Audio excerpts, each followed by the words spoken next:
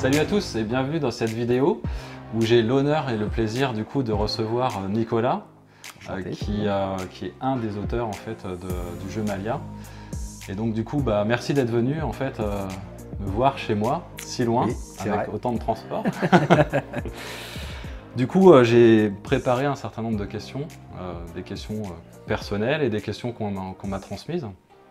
Donc la première question c'est de savoir finalement l'équipe, le projet. Qu'est-ce que c'est Malia? La genèse de Malia, on est 4 à faire Malia. On a monté une petite société d'édition 4 univers, qui est maintenant studio de création pour la boîte de jeu. Ouais. Donc on était 4.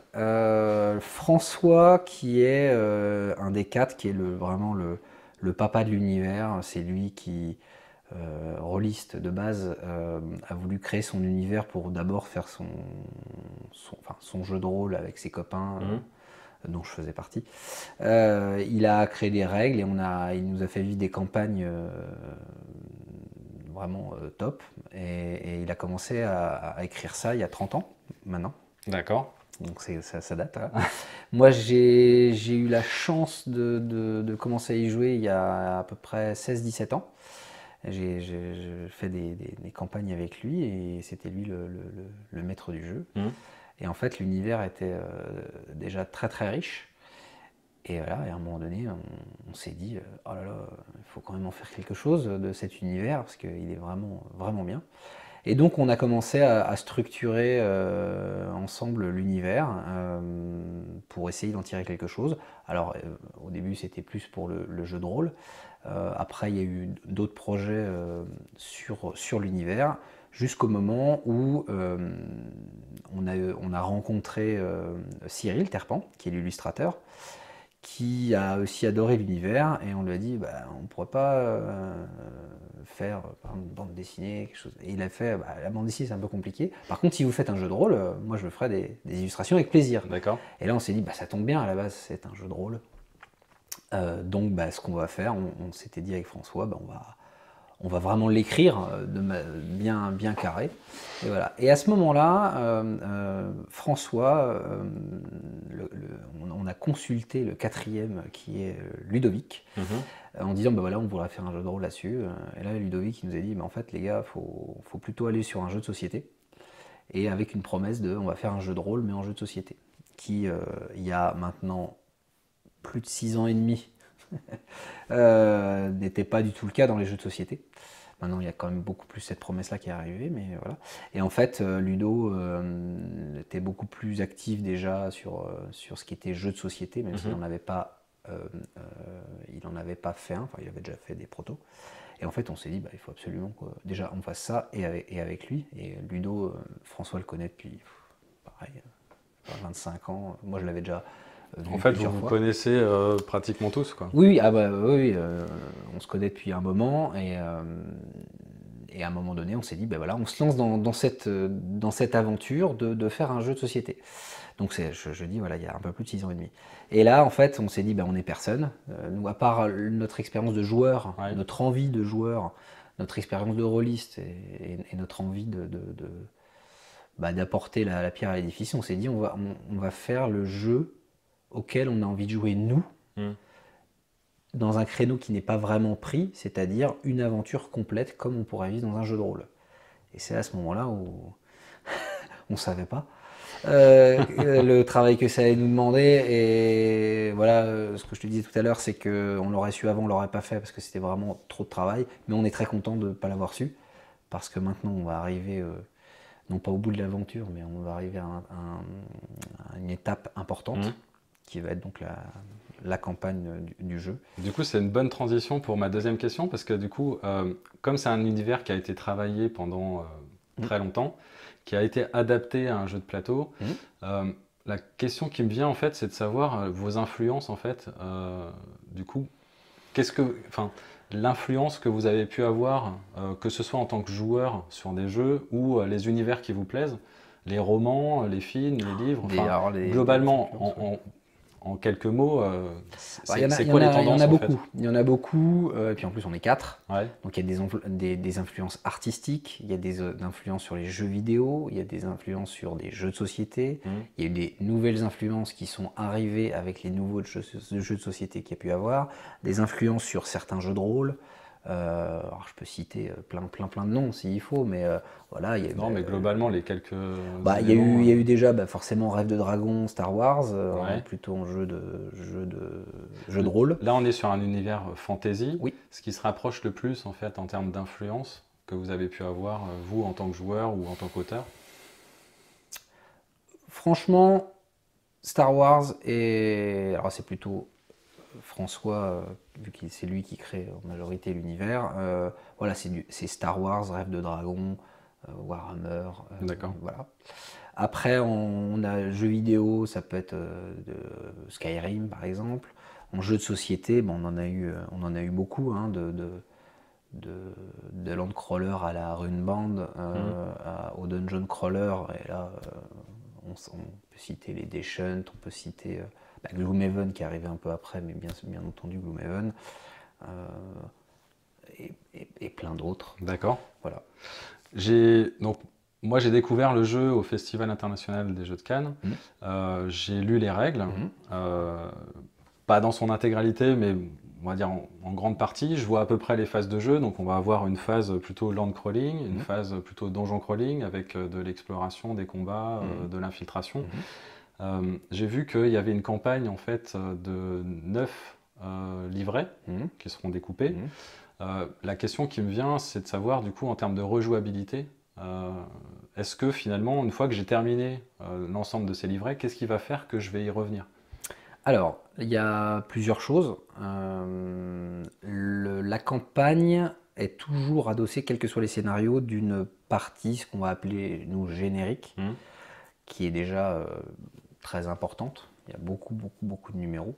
Et la campagne se mêle là-dedans. Donc déjà, le chemin qu'on va faire avant d'arriver sur les points de scénario, même si le joueur, quand il joue, tout est mêlé, il ne sait pas réellement... Enfin, il ne fait pas la différence entre l'un et l'autre parce que c'est vraiment l'aventure complète. Donc déjà, le chemin qu'il doit faire sur une partie de Landcrawler qui est complètement aléatoire. Donc son chemin, voilà, là c'est vraiment l'inspiration Skyrim. Hmm. C'est-à-dire que on nous donne une mission, mais d'un autre côté, on peut explorer comme on veut. On nous donne souvent un timing. Maintenant, si on veut ne pas le respecter, c'est juste que ça aura des conséquences différentes. Donc déjà, sur cette partie-là, elle est très aléatoire. Il y a énormément de chemins possibles. Au-delà du fait que quand on commence à jouer au jeu, on comprend que selon l'équipe qu'on a, eh ben, l'aventure et la perception est très très différente. D'accord. Par contre, c'est vrai que le chemin narratif est quand même guidé. On va avoir un certain nombre de choses qu'on va devoir suivre. On va débloquer des choses. Alors oui, on va pouvoir prendre des chemins différents. Mm. Mais c'est vrai que du coup, il y a quand même des choses qui doivent être prévues en fait par le scénario. Forcément. Là, par exemple, un exemple simple, les secrets de la forteresse des ombres. Donc c'est un petit scénario de démon. Mhm. La mission est d'aller à la forteresse des ombres. Donc on va y aller. Donc c'est un point obligatoire. Maintenant, il y a forcément des points obligatoires. Et j'ai envie de dire, et encore, on pourrait faire 5 fois le tour et se dire s'arrêter. Et à un moment donné, quand on arrive, si on arrive vraiment trop tard, bon, ben, on arrive trop tard. Mais oui, il y a forcément des points, mais comme dans n'importe quelle aventure, dans Skyrim, il y a des points obligatoires. Si on vous dit d'aller quelque part, il y a un moment donné, il faudra quand même y aller. Ça ne veut pas dire qu'il n'y a pas des choses qui vont se créer ailleurs, et ça ne veut pas dire qu'il y a plusieurs voies qui vont se créer à partir de ce point-là, et qui va avoir aussi des répercussions sur la suite. Du coup, j'ai une question aussi sur le mode solo, parce que c'est prévu pour 1 à 5 joueurs. Hum. Là, on a mis une configuration où chacun, en fait, on va jouer à 2, donc on va avoir chacun un personnage. Si je jouais tout seul, est-ce que vous avez conçu vraiment un mode solo spécifique, avec des règles spécifiques, ou est-ce que c'est une adaptation finalement d'un mode classique, multijoueur, où je vais prendre plusieurs personnages, ou au moins Exactement ça. un certain nombre de Voilà, en personnages? fait, pour jouer Amalia, il y a minimum 2 héros qui jouent. Et c'est hyper D'accord. important. Voilà. Donc quand on joue avec un joueur, le joueur doit contrôler 2 héros. Ou plus d'ailleurs. C'est tout. C'est la seule chose qui est en fait une contrainte, mais qui n'est pas voilà, le fait de jouer en solo, à part que ça va aller plus vite parce qu'on va être moins en conflit avec soi-même, donc ce qu'on peut avoir quand on a une table de 5 joueurs, avec les choix qu'on va faire, dire ah je vais aller à gauche, mais non, moi à droite, mais moi je vais aller au milieu. Voilà, donc là il y a une émulsion en moins, ça ne veut pas dire qu'on ne va pas vivre une grande aventure. En fait, finalement, avec le mode solo, on va pouvoir prendre donc 2 personnages au Ou minimum plus. et vivre finalement la même aventure qu'à plusieurs. Ou est-ce qu'il y a vraiment des spécificités On ne vivra pas la même aventure parce que y a l'humain qui rentre en compte. Voilà, ça reste quand même une aventure qui est entre guillemets proche du jeu de rôle, très narrative, avec des choix, avec des choses à faire. Quel que soit le jeu qu'on fait en solo, on n'a pas la même aventure humaine de jeu que lorsqu'on est avec des êtres humains avec qui on va pouvoir rigoler plus, avec qui on va pouvoir échanger plus. Voilà. La promesse du narratif, c'est justement de pouvoir avoir la liberté de ses choix, comme dans un jeu de rôle. Si je veux faire ça, je peux le faire. Alors, effectivement, le maître du jeu va nous rediriger vers l'arc narratif qu'il a prévu, voilà, avec des subtilités plus ou moins évidentes. Un jeu de rôle, c'est une illusion de liberté, hein, faut pas se raconter. Et avant, les jeux de rôle, comme nous les anciens, c'était le maître de jeu qui griffonnait sur un petit papier, il laissait voir, et s'il n'a pas envie qu'on ouvre la porte elle s'ouvrira jamais. On a l'illusion qu'on a la liberté de le faire, mais on ne l'a pas du tout. C'est ça. Aujourd'hui, les campagnes de jeux de rôle qui sont vendues, mais c'est beaucoup plus tracé. J'ai envie de dire, à la limite, on a plus de liberté, parce que tout est tracé. On sait, de la même façon, on sait qu'on va là, il se passera ça à ce moment-là. Il y a toutes les petites fiches, regardez, vous allez rencontrer telle personne, tout est déjà écrit. Est-ce que finalement la promesse d'un jeu narratif tel que vous l'avez imaginé avec cet univers riche, le fait de le plaquer sur un jeu de plateau, est-ce que ça n'a pas été des contraintes finalement? Et comment vous avez réussi à les contourner ou en tout cas essayer de faire cette illusion-là dans un jeu de plateau? Alors des contraintes, on en a eu énormément, on en a toujours. Hein. Un jeu n'est parfait et Malia non plus, il ne plaira pas à tout le monde pour ça. On a essayé de prendre en compte 2 choses. La première, c'est tous les... Comment dire? Toutes les choses qu'on avait envie de vivre, vraiment, envie de pouvoir faire. Et on s'est dit, ben voilà, comment on peut l'intégrer dans notre jeu pour pouvoir faire ça, là où peut-être d'autres ne feraient pas ça ou feraient différemment. Et la deuxième chose, ça a été aussi une question ergonomique, en se disant à un moment donné, est-ce que le fait de pouvoir faire ça, est-ce que ça apporte vraiment au jeu ou est-ce que ça le complexifie pas trop et tout d'un coup, voilà, on a développé pendant 6 ans et demi là, le jeu. Dans les mécaniques, il y avait énormément de choses qui ont été abordées, énormément de choses qui ont été retravaillées, énormément de choses qui ont été abandonnées, même si sur le principe, mis à part, ça paraît sympa, on a envie de le faire, mais à un moment donné, voilà. Donc on a essayé de contenir un jeu pour essayer de donner une vraie richesse, le maximum possible, en s'arrêtant à certains moments, en se disant, voilà, là c'est peut-être trop, et en fait ça va alourdir le jeu et ça devient pas jouable. Alors, sans rentrer dans les détails, qu'est-ce qui va faire l'originalité finalement de ce jeu-là, si on le compare à un Gloomhaven, un Hell chez Mythic Games, un Vampire Chapters ou un Tainting Grail? Au final, quelle est la spécificité pour toi de ce jeu-là, sans rentrer dans le détail des mécaniques? Alors, sans rentrer dans pour nous, alors après, j'ai pas, pour le coup, j'ai pas joué à tous les jeux que tu cites, même s'il y en a. Il y en a certains qui ne sont pas sortis. Voilà. Je pense que la spécificité, c'est l'aventure complète. Parce que on va vraiment se déplacer, donc c'est vraiment du landcrawler, on va vraiment rentrer dans le donjon, on va vraiment s'infiltrer, on va vraiment résoudre des énigmes. Et la promesse globale d'aventure, je ne parle pas d'originalité de mécanique, hein, y a plein de choses qui ne sont absolument pas originales, c'est juste qu'elles vont bien dans le système global. C'est vraiment une aventure complète. Si vraiment je devais donner l'originalité du jeu, c'est ça. Et je pense une très grande rejouabilité narrative. Voilà. Si ma mémoire est bonne, j'avais vu à l'époque un certain nombre de vidéos sur d'autres salons, je crois Octogone d'ailleurs. Le jeu était prévu initialement pour être sorti, je crois, tu me dis si je me trompe, mais fin 2020, début 2021. Est-ce que vous avez fait des réajustements? Est-ce que vous avez enrichi l'univers? Est-ce que vous avez modifié du matériel? Alors, la première chose, et ça depuis le début, je pense que personne ne pourra dire le contraire, on n'a jamais donné de date, jamais. On s'est dit qu'on espérait éventuellement, voilà, si on considérait que le jeu était à la hauteur de ce qu'on voulait mettre. La seule chose, c'était on était parti pour y aller seul. Et il y a une rencontre géniale avec la boîte de jeu qui a fait que maintenant on n'y va clairement pas tout seul, parce que c'est eux les éditeurs, hein, clairement. Donc on n'avait jamais promis de date. Voilà. Et la date qu'on a annoncée, on l'a annoncée il n'y a pas longtemps, enfin c'est plutôt la boîte de jeu qui l'a annoncée, ça c'est du sûr, mais on a toujours dit tout le temps, partout, qu'on essaierait de le faire, mais tant qu'on n'était pas satisfait, voilà, donc ça se trouve, on serait encore allé plus tard.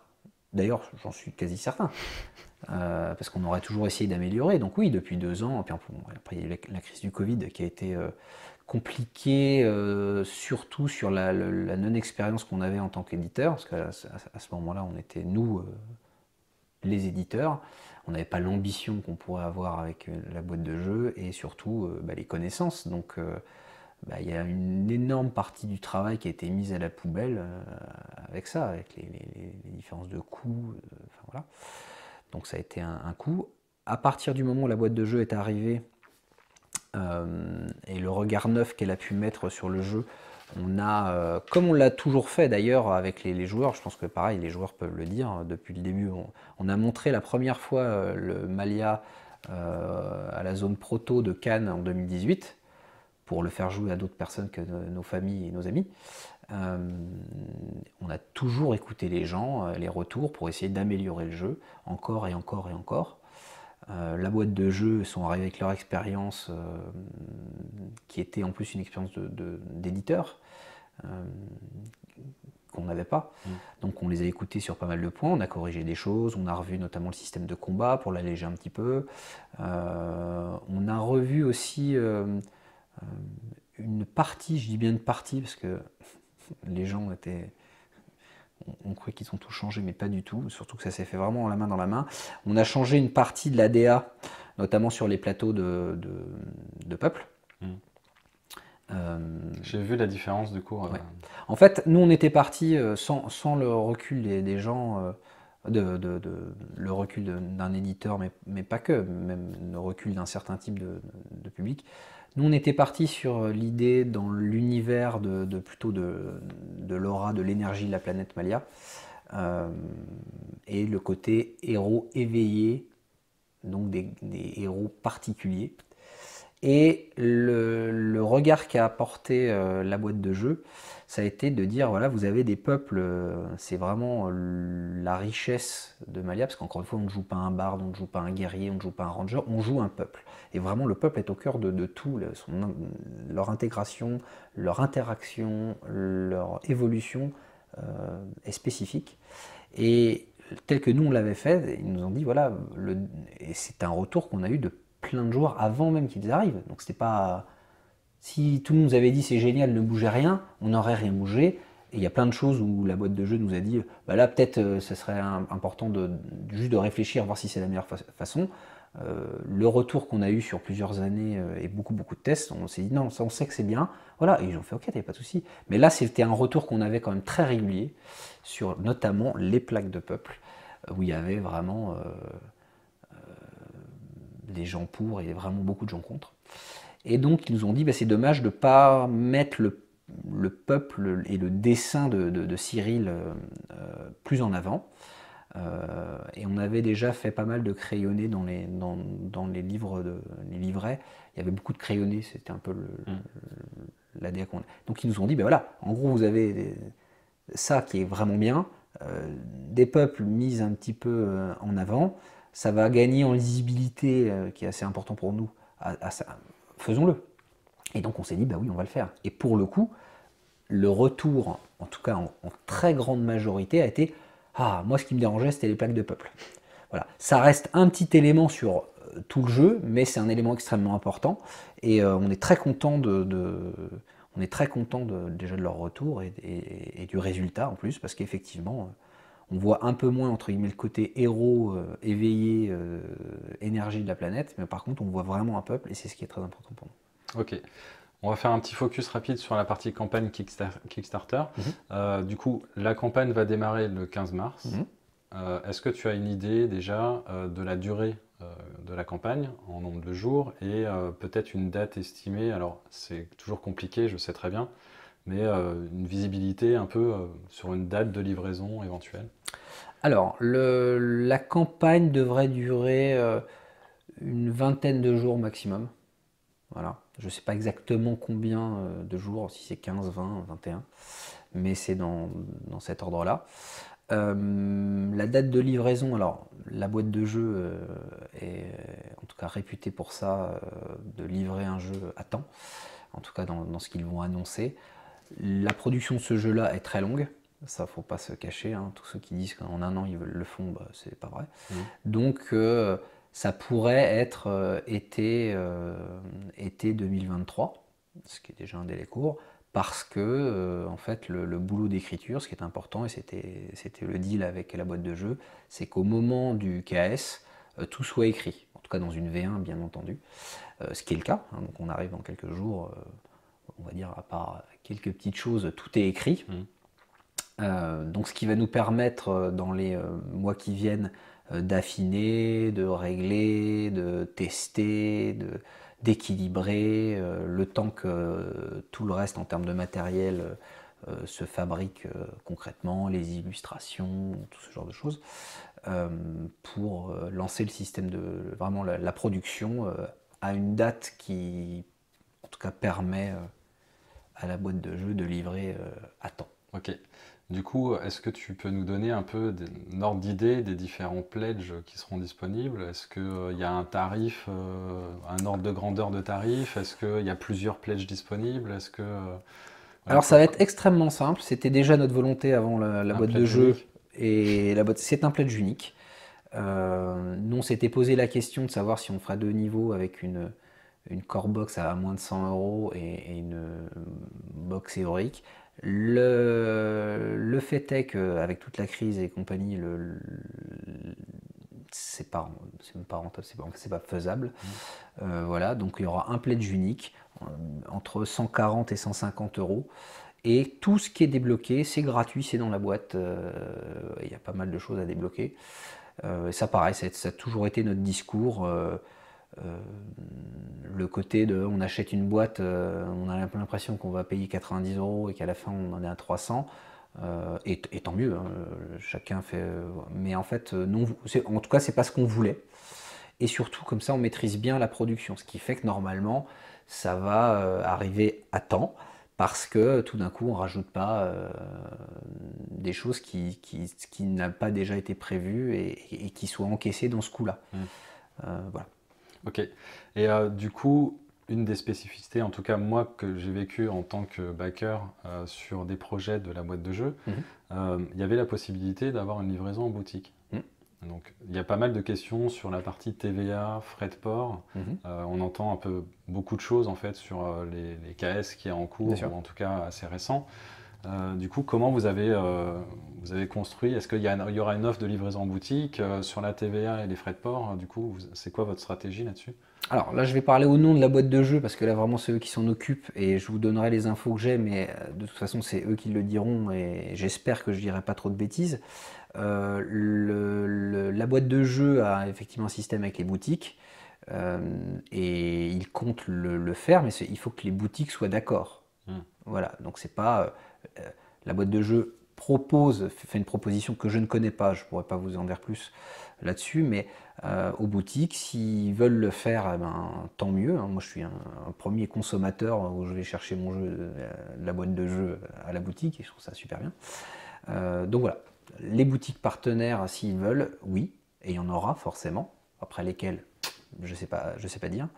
L'histoire des TVA, en fait, c'est le système américain, c'est pas, enfin, américain, pas qu'américain, mais la boîte de jeu, il y a la TVA qui va avec, hein, donc il n'y a pas de mauvaise surprise à ce niveau-là. Il y aura les frais de port s'il n'y a pas la boutique qui va avec, mais c'est tout. Les Américains, c'est différent. Eux, ils mettent pas la TVA et après on la paye plus tard. Ce qui fait des petites surprises. Et on a beau le savoir, on n'a pas envie de le voir des fois, et on dit oh, mais il y a quand même de la TVA. Ben oui, enfin on le savait. Mais en fait, on ne le sait pas, mais on le savait. On a un certain nombre de personnages dans la boîte. Est-ce qu'il y aura des personnages supplémentaires? Est-ce qu'il y aura des extensions? Est-ce que je sais qu'il y a un certain nombre de peuples, peut-être qui ne sont pas forcément développés dans cette campagne-là et qui pourront faire l'objet peut-être plus tard de quelque chose? Alors, si on espère ça se passe bien dans la campagne, oui, il y a des personnages supplémentaires qui sont prévus, un certain nombre. Voilà. De base, il y en a 5 de prévus. Il y en a un certain nombre en tout cas de pensées, de réfléchis, déjà travaillés. Et là, c'est clairement le succès qui délimitera, parce que chaque peuple, c'est quand même un coût assez important. Donc c'est beaucoup de travail, c'est une figurine, c'est un plateau spécial, c'est tout un équilibrage dans le jeu. Enfin, c'est pas rien, c'est pas un petit investissement. Donc voilà, si ça marche, il y en aura plusieurs de prévus. Ça c'est sûr. Des extensions, bah déjà on va déjà essayer de faire un jeu qui sort et que les gens soient contents et en redemandent. De prévu, de penser, oui, de volonté de le faire, oui, on en a sous le pied, oui, oui, oui. L'avenir nous le dira. Nous, avant la boîte de jeu, on avait des ambitions à hauteur de ce que nous on était, c'est-à-dire personne.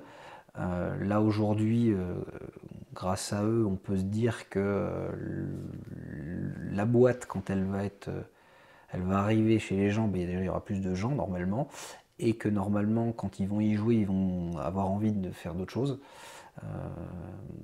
d'autres aventures, oui, avec le plus grand des plaisirs. On n'a pas fait tout ça pour s'arrêter là. Et d'un autre côté, les gens ont largement de quoi jouer aussi à l'intérieur.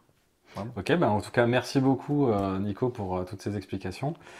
J'espère que du coup, ça vous a permis d'avoir une idée un peu plus précise du coup du jeu dans ses grandes lignes, la partie KS aussi qui va arriver très bientôt.